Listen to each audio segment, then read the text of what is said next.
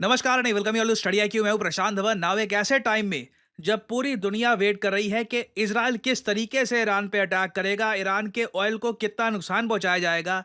Donald Trump की एक statement है जो आपने देखा होगा, बहुत ज्यादा वायरल हो चुकी है इवन इन इंडिया। यहां पर आप देख पाओगे आर्टिकल। डोनाल्ड ट्रंप ने रिसेंटली एक स्टेटमेंट दी है कि इजराइल को सीधा सीधा ईरान की जो न्यूक्लियर साइट्स हैं जहां पर ये न्यूक्लियर टेस्टिंग कर रहे हैं या फिर इवन जहां पे इनके कुछ न्यूक्लियर रिएक्टर बन रहे हैं, इसे डायरेक्टली डिस्ट्रॉय कर देना चाहिए। वरी अबाउट रेस्ट लेटर, इसका जो अंजाम होगा, जो कॉन्सिक्वेंसेस होंगे, उसके बारे में बाद में सोचना। Hit Iran nuclear sites first. Now Trump की जो ये वीडियो है ये मैं आपको दिखाता हूं, उसके बाद हम ये बात करेंगे कि ट्रंप जो यहां पर कह रहे हैं इसके पीछे ट्रंप की हिस्ट्री क्या है ईरान को लेकर, और क्यों अगर ट्रंप प्रेसिडेंट बन जाते हैं तो आप कह लीजिए लिटरली ये ईरान को नक्शे से मिटाने की पूरी कोशिश करेंगे। What do you think about Iran? Would you hit Iran? And he goes, as long as they don't hit the nuclear stuff.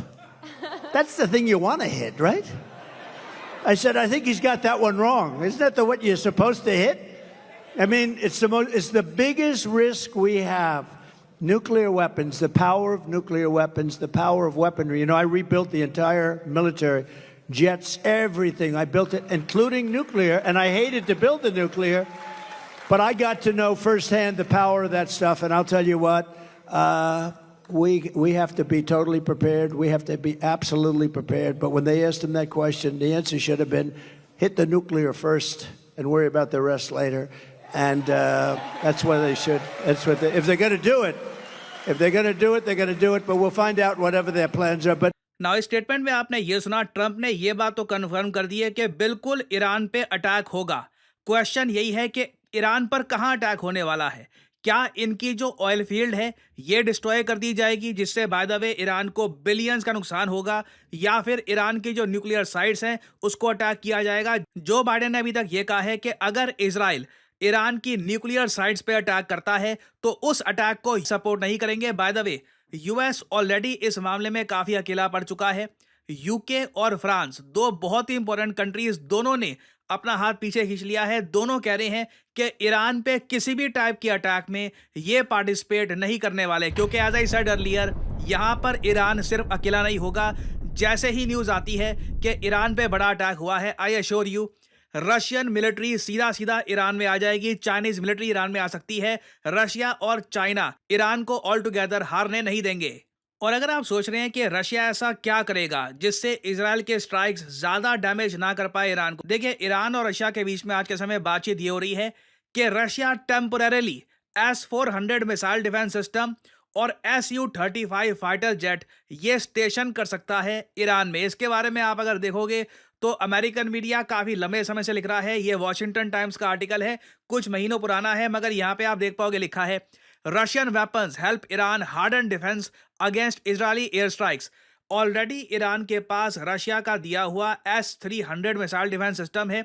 बताया जा रहा है कि अगर S-400 missile defence system Tehran और बाकी जो ईरान के बड़े शहर हैं वहां पे डिप्लॉय हो जाते हैं, उस केस में देखिए इजराइल के लिए बहुत ही मुश्किल हो जाएगा एक ह्यूज स्ट्राइक करना। इवन जो F-35 फाइटर जेट है इजराइल के पास, वो भी शायद यूज ना करे, क्योंकि अभी तक ये बात प्रॉपरली टेस्टेड है नहीं कि S-400 missile defence system US made F-35 fighter jet को डिस्ट्रॉय कर सकता है या नहीं कर सकता। तो जो बाइडन ये बात अच्छे से समझते हैं और इसलिए बाइडन ने यह भी बोलना स्टार्ट कर दिया है। पहले ये कह रहे थे कि अगर जो ईरान का ऑयल है वहां पे अटैक करना है तो उस केस में यूएस सपोर्ट करेगा इजराइल का। अब बाइडन ने वहां से भी थोड़ा सा डिफेंसिव पोस्चर ले लिया है। ये कह रहे हैं कि ईरान की शायद जो ऑयल फील्ड्स हैं उसको भी हम अटैक ना करें, और जो वेरियस ऑल्टरनेटिव्स हैं वो हम ढूंढते हैं। और इसी बात को लेकर डोनाल्ड ट्रंप कह रहे हैं कि बाइडेन की जो अप्रोच है इस सब में बहुत ज़्यादा डिफेंसिव है। और अगर आप सोच रहे हैं ट्रंप की तो ऐसी स्टेटमेंट होती ही है, ये काफ़ी बड़ा चढ़ा के बात बोलते हैं, नहीं। डोनाल्ड ट्रंप की जो नीति थी ना ईरान को लेकर, आप अगर बाइडेन से कंपेयर करो तो 2016-17 के आसपास ट्रंप ने काफ़ी ठीक काम किया था। ये कई अमेरिकन जियोपॉलिटिकल एक्सपर्ट्स मान चुके हैं। देखिए जब ट्रंप पावर में आए थे तब इन्होंने बहुत सारे सैंक्शंस इंपोज कर दिए थे ईरान पर। बाइडन ने उनमें से बहुत सारे सैंक्शंस पावर में आने के बाद हटा दिए थे। यहां पर आप देख पाओगे आर्टिकल 2021 का है, जो बाइडन ने विड्रॉ कर लिए डोनाल्ड ट्रंप की रिस्टोरेशन यूएन सैंक्शंस की। जी हां, यूनाइटेड नेशंस के कहने के बाद यूएसए ने सैंक्शंस इंपोज किए थे ईरान पर। ये काफी हद तक लेजिटिमेट थे। एज एन इंडियन मैं कहूंगा कि यूएन जब कहता है कि सैंक्शंस इंपोज करने चाहिए तो इंडिया भी मानता है कि वो सैंक्शंस ठीक है। ट्रंप ने ये सैंक्शंस ईरान पे लगा दिए थे 2018 में।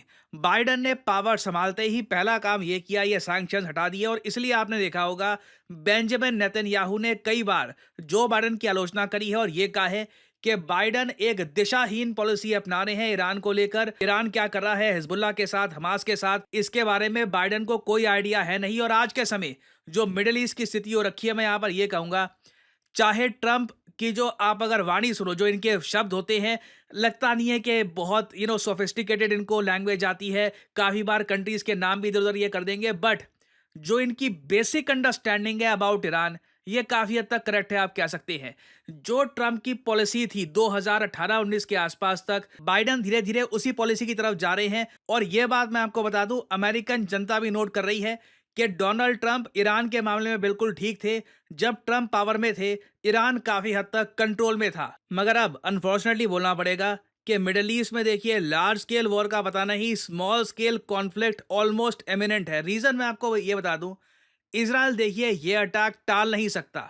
इजराइल डेफिनेटली ईरान को इस बार हिट करेगा। इसका एक बड़ा रीजन ये भी है कि 7 अक्टूबर की जो एनिवर्सरी है ये भी पास आ रही है। आज 5 अक्टूबर है। 6-7 आने वाले 2 दिन में मैं कहूंगा पॉसिबिलिटी बहुत हाई है इजराइल अटैक कर सकता है ईरान को, इन विच एवर वे पॉसिबल। वो अटैक कैसा होगा और ईरान उसके रिस्पॉन्स में क्या कहेगा, ये देखना होगा। बट आप इजराइल के पर्सपेक्टिव से देखो तो 7 अक्टूबर 2023 ये वही तारीख है जब हमास के मिलिटेंट्स ने 1200 इजरायली नागरिकों को मार दिया था और कई जो इंटरनेशनल फॉरेनर्स वहां पे थे उन्हें भी मारा था। तो अभी के लिए मैं यहाँ पर यही कहूंगा, देखिए 7 अक्टूबर से पहले तक का हमको वेट करना होगा। मोस्ट प्रोबेबली कोई बड़ी बात नहीं है, आज रात, कल या 7 अक्टूबर के आसपास हमें एक बड़ी न्यूज देखने को मिले।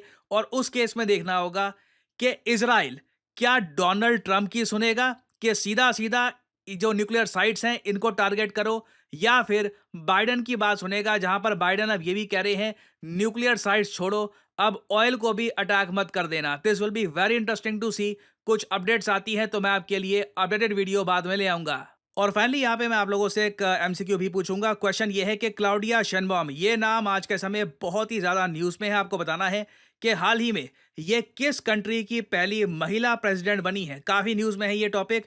ये है यहाँ पे आपकी ऑप्शंस: जर्मनी, मेक्सिको, स्पेन या फिर ब्राजील। कमेंट सेक्शन में करिए उत्तर। जो लोग देंगे सही आंसर उनकी कमेंट को मैं हार्ट दे दूंगा ताकि बाकी लोग समझ पाएं कि सही उत्तर क्या है। और फाइनली आप लोगों के लिए एक बहुत ही इंपॉर्टेंट मैसेज, इस वीडियो की कमेंट सेक्शन में जाइए, यहाँ पे आप देख सकते हैं ये link, UPSC UPPSC combo package.